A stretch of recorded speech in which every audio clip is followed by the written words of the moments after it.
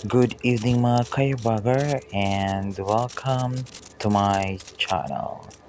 And for your channel of course to watch. And for today's video, ako lang ipakita ninyo guys ang akong ikaduhang batch sa pagputos o gift for this coming Pasko 2025. O sa tinuod lang, kining gift wrap is para ni sa akong pamilya, which is we all know naman na mas importante na atong tagaan sa lang atong pamilya. Cause why? Sila lang ang naghatag nato og tinuod nga gugma, tinuod nga pagsalig, tinuod nga suporta.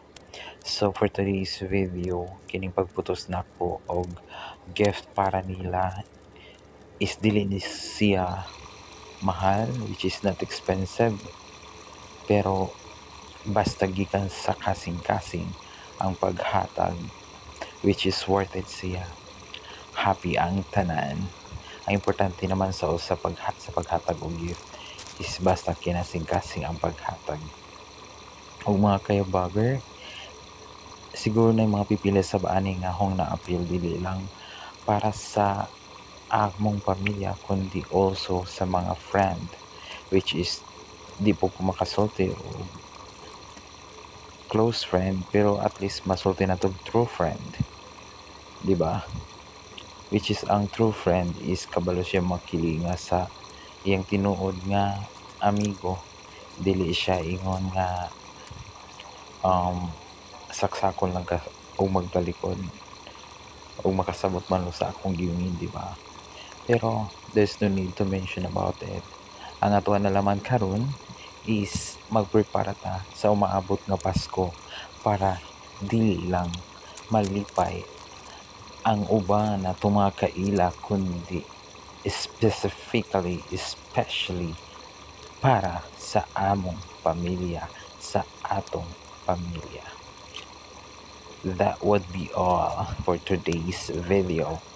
Pero ako lang isulti guys nga much better yun na maghatag puta og gamayng oras or gamayng panahon para sa atong pamilya para mas mo higpit, mas mo kapit ang atong bonding sa usag usa o para sa unsa mang mga ups and downs nga moabot naa sila kanunay, andam nga mo tabang dili lang kay sa financial kundi emotional.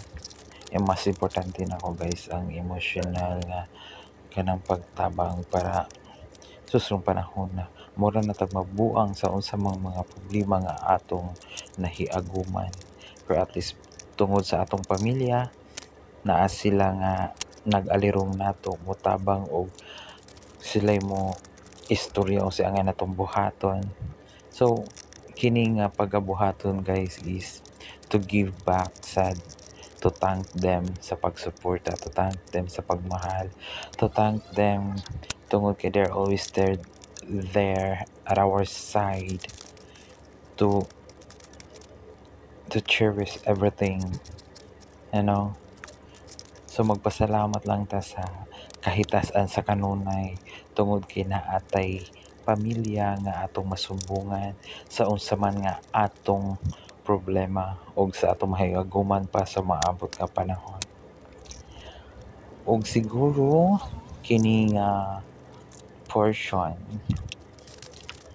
ako na lang dyan yung gihinay-hinayan o kuan guys pag wrap ang mga gift kay murag og mo huwat pa ko sa sunod pa nga mga adlaw kabalo na bayata nga busy na ang mga panahon karon sa motong maabot ng Pasko magkarakara na pud ta og pamalit og bisan unsa sa motong mga pagkaon kay kinahanglan ba jud nato ng mga mag-ready ta mga Noche Buena or whatsoever pa, then napapatay pang atinan nga mga kuan pagsimba kay syempre isip Katoliko di man jud nato mawala ang pag-attend og mga misa de Gallo.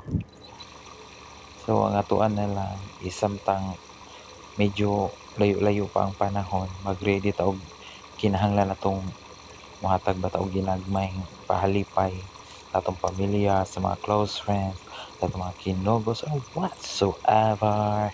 Pero at least karon naman tayong gamayng grasya. Siyempre share lang pag may time.